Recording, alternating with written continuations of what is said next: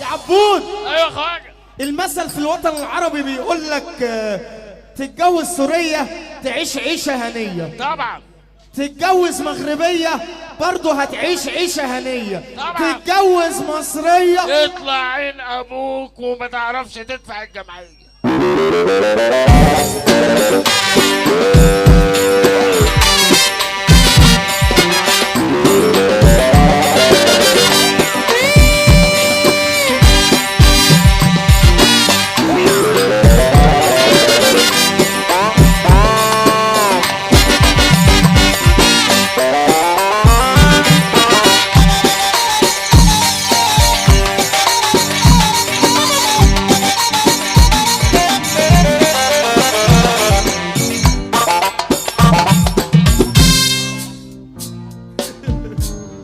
خلاص ما ينفعش نقول حاجة تاني بعد اللي فات ده.